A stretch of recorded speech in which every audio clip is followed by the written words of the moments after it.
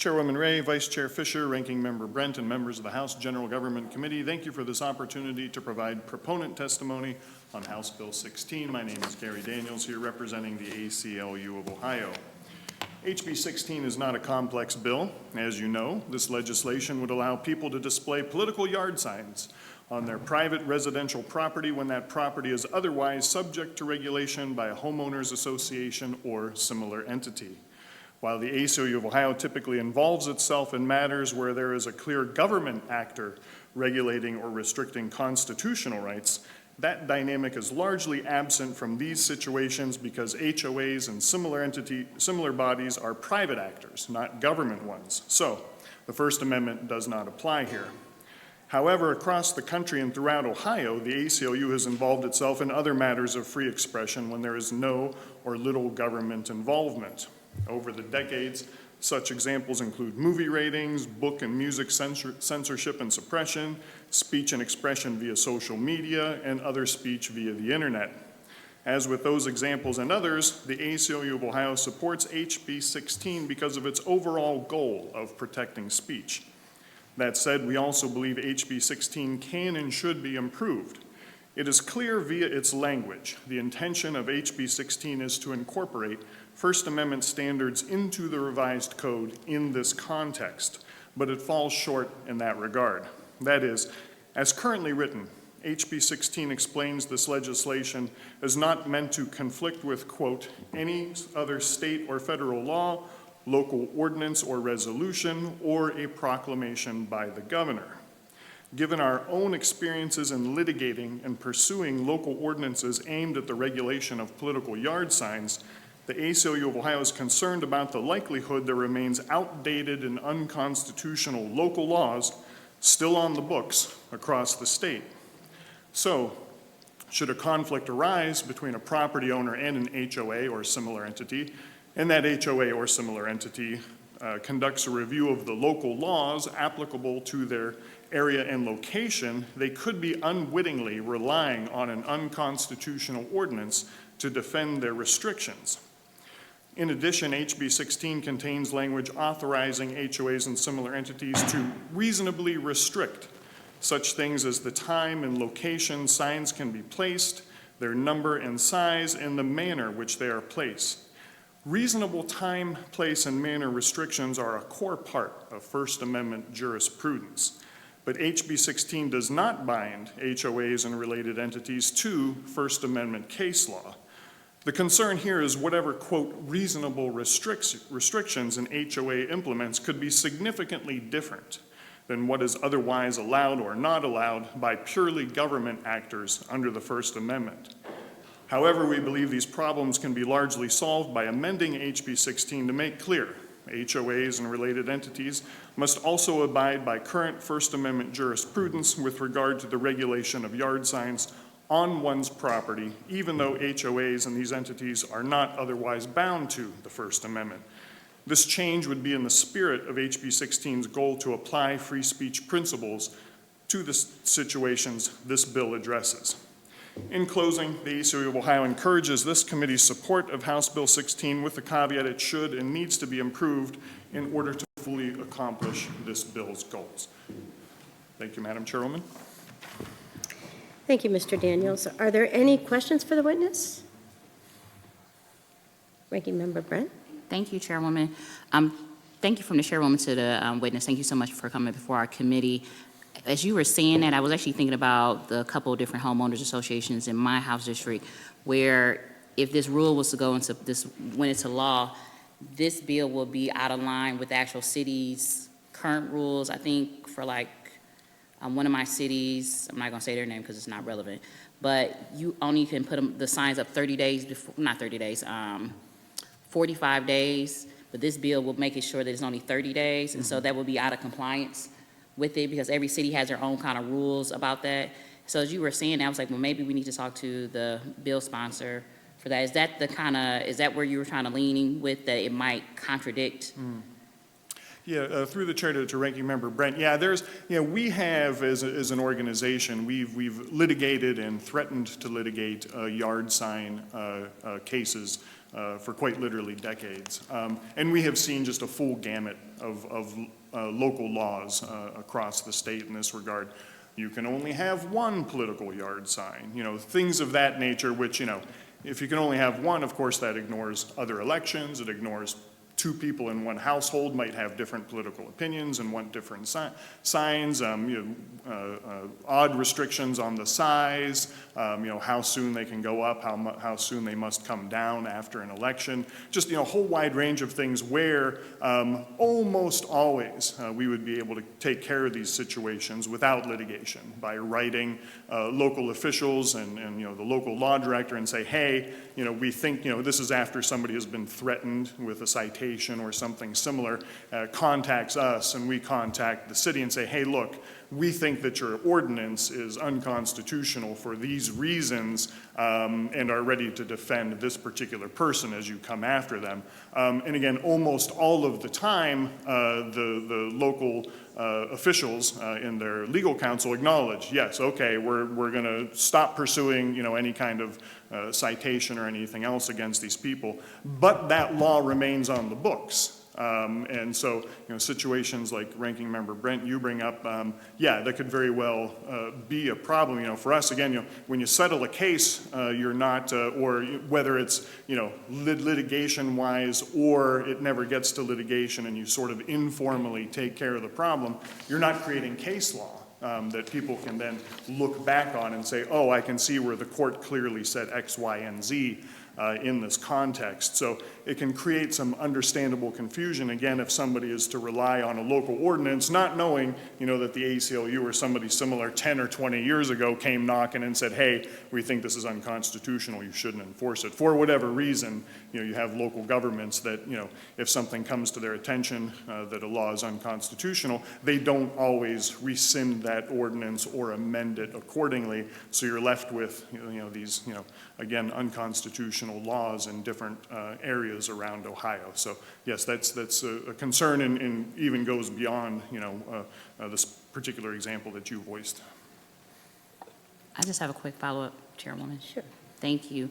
Also, too, when it comes to this, and I asked the sponsor this before, but I'm going to ask you again because you're before me. What do you think it was a history on why so many HOHs implemented the no political sign ban? Because it's not like this is just an Ohio thing or just in my area. I see this nationwide where no homeowners associations, they're very particular about it. People can't even put stuff in their windows with that. Where do you think that appetite came from?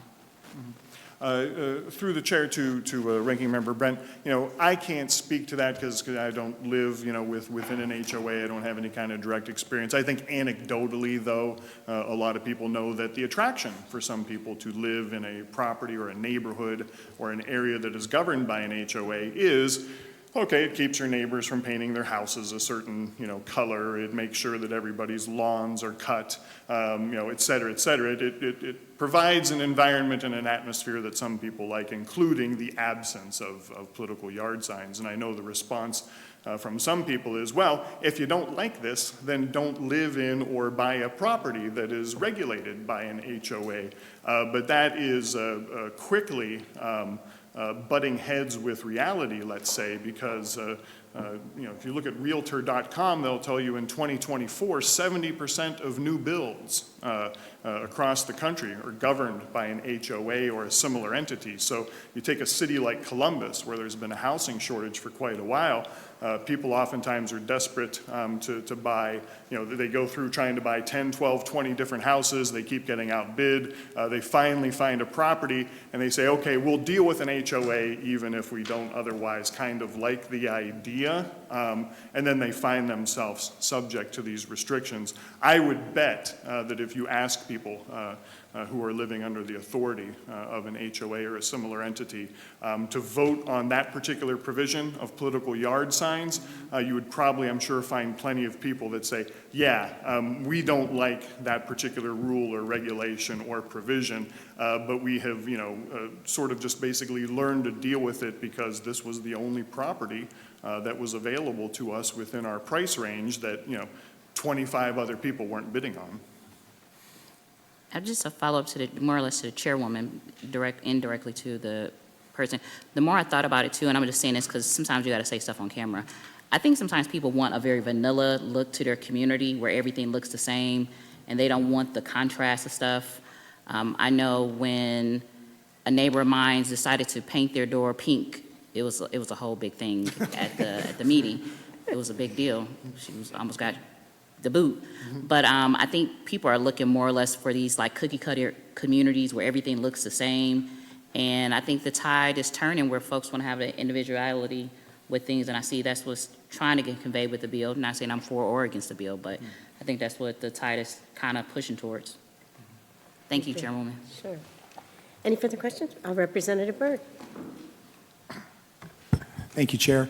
I appreciate your mentioning that, you know, there may be a housing shortage and some people cannot move somewhere where yard signs are allowed. What would your response be to the thought that, well, if you're moving in a place where yard signs are restricted, don't they have the right to try to change the HOA governance and change the rule that HOA might have? Through the chair to Representative Byrd, certainly, and again, I can't speak with direct experience towards this, only anecdotally and what I hear from others. But, you know, it's you know, people will certainly talk about the difficulties in getting HOA rules and regulations changed once they're in place. And of course, you can also have a dynamic where you move into a place regulated by an HOA or a similar entity that does not include restrictions on yard signs, but then those are later placed into, you know, whatever rules and regulations that the HOA has. So you might move in and say, hey, look, it's a deal breaker for me. If I can't put up my political yard signs come, let's say, campaign season, you know, I'm just not going to deal with that, but I'll deal with all the other HOA stuff, keep my grass cut and my car washed, and et cetera, et cetera. But then after the fact, it gets imposed on you. So you could also have that dynamic as well. But yeah, it's you know, my understanding is, you know, it's not, you know, always quite so easy to get HOAs to change their rules and regulations. And we are, after all, talking about, you know, this is still a person's personal, private property. You know, this belongs to them. And you have somebody else saying, yeah, that's your property, but no, you can't put these signs up. And I think, you know, that's what, you know, causes a lot of people to support bills of this type. Follow-up? Yes. Nationally, where do other states stand on this issue?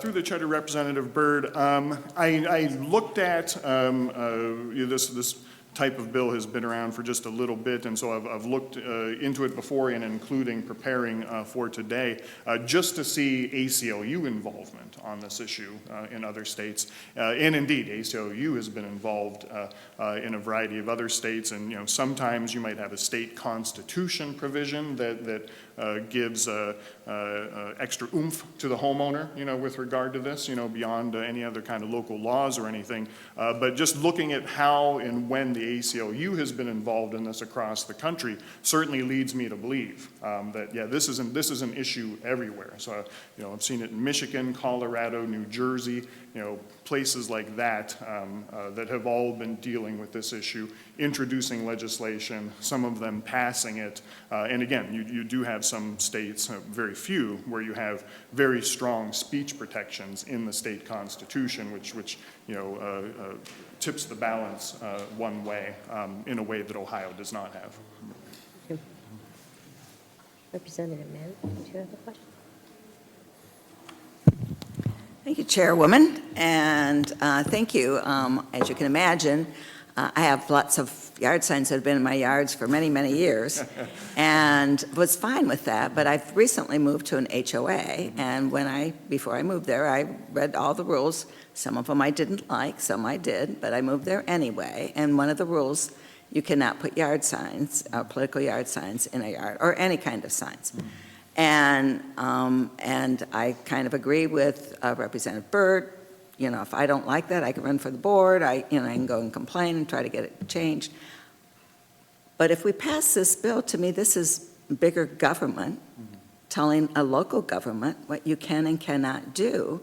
And that's what bothers me more than anything, is big government coming down and telling a small community, this is what you have to do.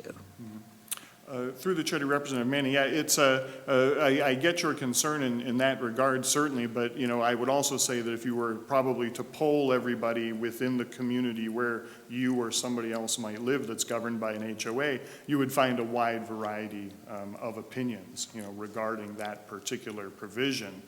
So I get the whole, like, you knew what you were getting into, you know, with the HOA and everything, but again, for some people, that's not so much an option, particularly where, again, you know, if you're looking at a new build or something and you know, and it keeps increasing year after year, the number of new builds that find themselves under the authority of an HOA or a similar entity. And you know, our interest in this is really, you know, again, kind of that, you know, maximization of free speech. And so we support in this particular instance, you know, a state telling HOAs, you know, that, hey, look, you're going to have to allow some amount of, and under HB 16, it's not like, you know, there's no rules whatsoever. You know, certainly this gives the wiggle room to HOAs to continue to do some amount of regulation. So it's not all bets are off. You got signs of all kinds of shapes and sizes illuminated throughout the night and everything, you know, throughout a community or through somebody's yard. But we like to think that HB 16 strikes that proper balance of both preserving some level of HOA authority while, again, allowing people with their own personal private property to be able to display signs. Any further questions? No, well, thank you very much for coming in today.